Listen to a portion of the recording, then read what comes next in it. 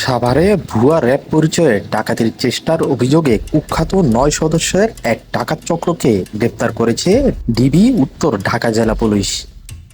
ঘটনাটি ঘটে গত ২৫ সেপ্টেম্বর দুপুর ১২টা ৪৫ মিনিট থেকে বিকেল ৪টা ২৫ মিনিটের মধ্যে সাভারের ভাঙ্গা ব্রিজ এলাকার তুরাগ নদীর ময়লার স্তূপের সামনে। সেখানে প্রায় ২৫ লাখ টাকার ডাকাতি সংঘটিত হয় বলে জানা যায়।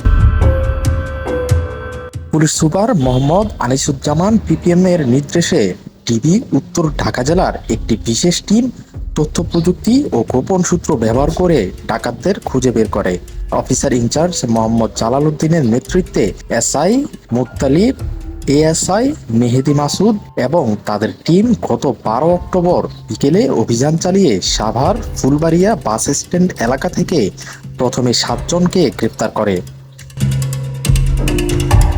তারা হলো শহীদুল ইসলাম, সুমন মিয়া, সিদ্দিকুর রহমান ওরফে ইদ্রিস, আফজাল হোসেন ওরফে উজ্জ্বল, মামুন আহমেদ মিন্টু, মেহেদি হাসান এবং শামীম আহমেদ সবুজ।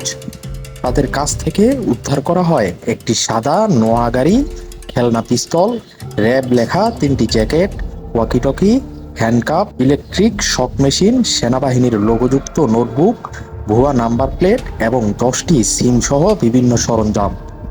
সাভার মডেল থানাধীন ভাঙ্গা ব্রিজের আগে তুরাগ ময়লা স্তূপের নিকট ২৫ অক্টোবর ২০২৫ তারিখে একটি ডাকাতির ঘটনা ঘটে। এই ঘটনায় ২৫ লক্ষ টাকা ডাকাতি হয়। উক্ত ঘটনায় সাভার মডেল থানায় একটি মামলা রুজু হয়। মামলা রুজু হওয়ার পরে ঢাকা জেলার মহানগর পুলিশ সুপার মহোদয়ের নির্দেশে ডিবি উত্তর ছায়া তদন্ত শুরু করে।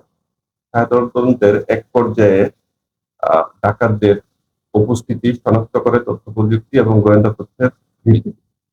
পরবর্তীতে আমরা ৭ জন ডাকাত ধরতে সক্ষম হই এবং তাদের দেওয়া তথ্যের ভিত্তিতে আরো ২ জন ডাকাত পরবর্তীতে অ্যারেস্ট করি।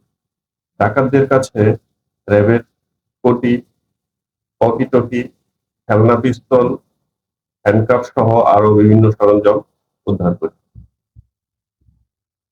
তাদের কাছ থেকে ৫ লক্ষ টাকা রিকভার করা হয়েছে ইতিমধ্যে এবং গ্রেপ্তারকৃত ডাকাতদের বিরুদ্ধে বিভিন্ন থানায় একাধিক মামলা রয়েছে।